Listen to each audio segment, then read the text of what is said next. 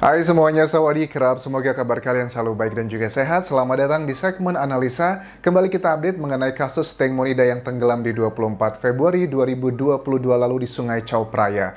Kemarin kita sudah bahas lebih lanjut ya mengenai upaya dari Ibu Panida, ibu kandung dari Teng Monida yang sepertinya melakukan beberapa intervensi dan juga manuver untuk melawan dan juga meng-kick out dari Dr. Pontip yang merupakan salah satu dokter forensik terbaik di Thailand dan juga punya integritas yang tinggi. Nah, hari ini sekarang kita akan bahas lebih lanjut karena kemarin kan Ibu Panida beserta pengacaranya Kundecha itu sudah sampai ke sebuah komite yang khusus dibentuk untuk menangani kasus Teng Monida. Disampaikan ada 6 poinnya. Pada saat aku mendengar poin-poin tersebut, ada satu hal yang menurut aku tuh bener-bener membuat jiwa detektifku itu berontak begitu. Apa? Kenapa kok Ibu Panida begitu kekeh tuntutan yang pertama adalah agar Dr. Pontip tidak lagi ikut campur, padahal awalnya dia yang meminta karena disampaikan ada beberapa data otopsi yang terlalu diumbar di masyarakat. Misalnya apa? Data otopsi tersebut adalah mengenai cairan alkohol, darah, dan tidak ada urin di baju Teng Monida. Ini jadi menarik banget. Apakah jangan-jangan Ibu Panida ini sedang melindungi seseorang yang diduga adalah pemilik cairan, bisa aja itu darah, adalah yang ada di baju Teng Monida. Oke, kita akan bahas lebih fokus mengenai ini, tapi juga ada beberapa keterangan menarik lainnya yang disampaikan kemarin. Tapi sebelumnya aku ingatkan, jangan lupa subscribe channel YouTube ini agar kalian tidak ketinggalan update terbaru langsung dari Thailand terkait kasus Teng Monida. Oke, sekarang kita bahas satu persatu apa aja yang dituntut oleh Ibu Panida disampaikan di para komite kemarin yang hadir. Pertama adalah Dr. Pontip harus angkat kaki dari kasus ini. Yang kedua adalah karena ada 3 data yang dinilai itu tidak etis untuk disampaikan ke publik, yaitu adalah ada cairan alkohol di mata Teng Mo, kemudian ada darah di baju Teng Mo, terus juga tidak ada urin di baju Teng Mo. Ini juga menjadi hal yang dinilainya adalah tidak etis gitu kata disampaikan di media. Terus juga yang ketiga, kredibilitas dokter lain terganggu. Keempat, merendahkan penyidik ini maksudnya kepolisian. Kelima, menjadi referensi media asing yang sebenarnya tidak boleh. Ini aku nggak ngerti maksudnya nomor 5 ini. Tapi yang keenam, tuduhan polisi mempersulit menyerahkan jenazah di autopsi kedua. Oke, ini kesannya adalah pada saat kenapa kok Ibu Panida yang komplain, kayaknya Ibu Panida ini mewakili sejumlah lembaga ya di Thailand, keberatan-keberatan mereka. Tapi ya lebih lengkapnya kalian bisa cek di video sebelumnya, tapi yang akan aku bahas lebih detail adalah mengenai kenapa ini kok Ibu Panida merasa sangat keberatan dengan data ilmiah yang disampaikan Dr. Pontip terakhir kali adalah mengenai ada cairan alkohol sekitar 93 mg di kedua mata Teng Monida yang menunjukkan adalah itu indikasinya bahwa Teng Monida saat itu sedang mengkonsumsi minuman beralkohol. Ini disupport dengan foto-foto terakhir Teng Mo, dia memegang gelas wine dan juga ditemukan 10 botol wine yang sudah rusak, kemudian juga gelas-gelas dari wine juga yang sudah pecah. Ini kenapa kok Ibu Panida ngerasa keberatan? Terus juga kan sampai sekarang kita masih belum ada keterangan rilis resmi ya dari Dr. Pontip. Apakah tidak adanya urin di bajunya Teng Monida terakhir itu dan ditemukan ada darah, dan yang menjadi menariknya adalah kalau tidak ada urin artinya itu melawan secara logika dan juga ilmiah keterangan dari kelima saksi tersebut yang mengatakan bahwa Teng Mo jatuh karena saat proses dia sedang buang air kecil di ujung dari speedboat dan pegangan pahanya si Sen. Itu boleh dibilang adalah terbantahkan, let's say hampir 99%. Itu adalah yang pertama. Yang ketiga adalah yang kedua ya, yang berikutnya adalah mengenai darah di baju Teng Monida, itu dekat di area vagina. Nah, kemudian ada teman-teman yang bilang, Anjas, apa jangan-jangan Teng Mo saat itu sedang datang bulan? Bisa aja, karena kita belum mendengar spesifikasi detailnya seperti apa.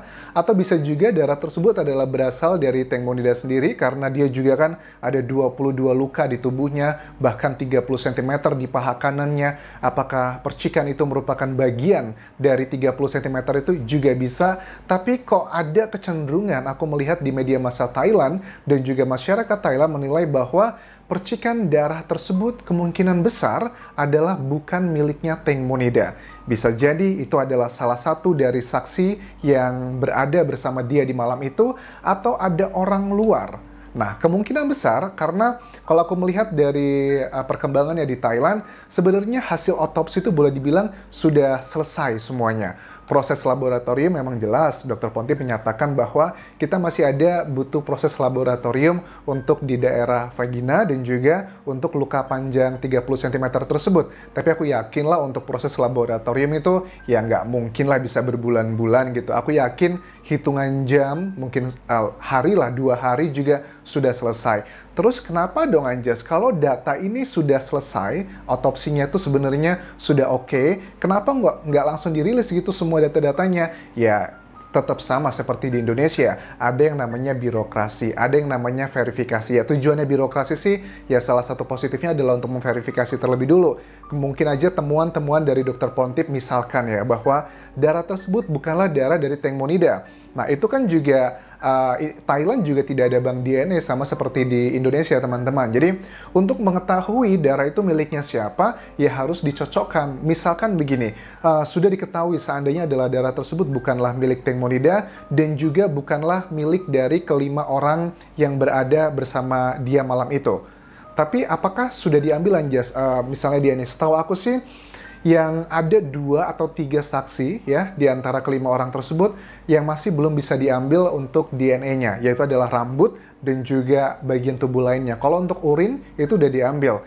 Nah, untuk yang kelima saksi aja itu kan dibutuhkan konsen untuk mencari data-data DNA-nya. Nah, jadi logikanya gini teman-teman, sekarang menurut aku adalah jika seandainya memang benar cairan percikan tersebut bukan miliknya Teng Monida, itu punya siapa? Kalau bukan di antara kelima orang tersebut, itu milik siapa jejaknya? Karena nggak akan mungkin percikan darah tersebut jika seandainya bukan milik Teng Monida, lantas akan muncul ini namanya siapa, alamatnya siapa, karena kita nggak punya bank DNA di Thailand juga sama seperti di Indonesia. Sama kayak misalnya sidik jari gitu kan ya, sidik jari pun juga walaupun lebih banyak data-datanya, tapi juga belum lengkap 100%. Kalau sidik jari kita di-scan gitu kan, langsung muncul nama-namanya siapa aja, alamat kita di mana, kemudian bla bla bla, ada data-data personal information. Itu adalah salah satu manfaat kita punya KTP, kartu identitas. Tapi kalau untuk DNA ini sendiri, dia nggak akan memunculkan siapakah pemilik darah tersebut tanpa adanya pembanding. Apakah mungkin ini? Kalau kalian masih ingat di awal-awal kasus ini terjadi kan ya, bahwa ada beberapa saksi yang menolak untuk diambil darahnya, urinnya, dan juga rambutnya. Itu pun mereka bisa melakukan hal seperti itu. Apa kabar jika tim penyidik mendapatkan rekomendasi dari Dr. Pontip dan juga tim untuk melakukan pengecekan DNA lainnya? Apakah itu juga tidak sulit? Pastikan mereka sudah ditemenin dengan pengacara dan sebagainya. Dan kembali lagi dengan Ibu Panida sendiri, kenapa Ibu Panida begitu kebakaran jenggot? Kita masih tahu ya, bukankah Ibu Panida adalah salah satu orang yang meminta Dr. Pontip untuk ikut campur di otopsi kedua? Alasannya Ibu Panida bilang gini, kenapa waktu itu saya meminta Dr. Pontip? Sebenarnya itu adalah dari pengacara saya sebelumnya menyarankan seperti itu. Tapi sekarang kan pengacaranya itu kalau nggak salah pengacara Krishna yang lama ya, itu kan sudah dipecat sama Ibu Panida karena alasannya saya tidak puas dengan kinerja pengacara tersebut. Dan sekarang berganti ke pengacara Decha, Kun Decha ini. Itu adalah dia menyalahkan orang lain. Saya meminta Dr. Pontip karena saya disarankan oleh pengacara saya yang lama tanpa menyadari ternyata ada banyak hal-hal yang tidak membuat saya senang. Bahkan di akhir keterangannya Ibu Panida ya, ada wartawan yang tanya, Ibu Panida kok kesannya Anda ini sedang melindungi kepolisian begitu, kenapa kok seperti itu? Sebenarnya dia bilang, oh saya nggak melindungi siapapun gitu, saya tuh nggak suka aja dengan Dr. Pontip, terlalu banyak bicara. Oke, pokoknya aku tahu sih banyak orang yang udah kesel gitu dengan Ibu Panida ya. Tapi menurut aku sih, aku lebih cenderung setuju dengan Dr. Pontip ya. Bahkan Dr. Pontip pada saat ditanya dengan wartawan ya, bilang gini, gimana reaksi Ibu dengan segala hal yang telah dilakukan Ibu Panida kepada Anda? Dia bilang gini, Dr. Pontipnya, sudahlah, saya tidak mau berikut campur dengan drama ini semua. Ini adalah sebuah tugas yang sudah diberikan oleh saya. Saya hanya menjalankan tugas. dan marilah tidak usah menggunakan perasaan dan emosional terlalu banyak untuk menangani kasus ini, tapi kita tangani kasus ini dengan menggunakan data-data ilmiah karena itu adalah bidang saya. Jadi itu adalah himbauan dari Dr. Pontip untuk masyarakat sebenarnya. Jangan terlalu terbawa emosional. Jadi gunakanlah logika berpikir, gunakanlah data-data ilmiah, tidak hanya sekedar menggunakan keyakinan ataupun juga praduga-praduga. Oke. Ini masih banyak sebenarnya bisa aku bahas mengenai Ibu Panida, dan ada isu-isu menarik menurut aku yang memang berita-beritanya mungkin kalian sudah tahu semua, tapi sebenarnya ada kayak below the line, ada apa di balik ini semua. Dan kalau yang untuk video kali ini aku lebih simpulkan adalah curiganya adalah, bagi aku pribadi, analisaku adalah, apa jangan-jangan jika benar bercat merah tersebut di baju Teng Monida bukan milik dirinya, Ibu Panida sebenarnya sudah tahu siapa pemilik bercat merah tersebut, dan Ibu Panida dugaannya adalah sedang melindungi, dugaannya adalah VVIP, very very important person.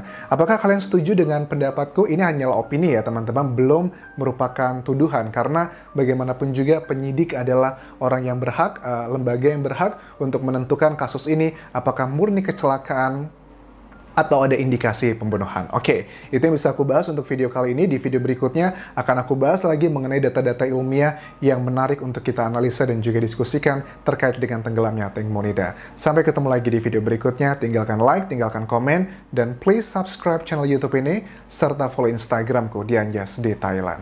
Kalaupun kerap semuanya, bye-bye.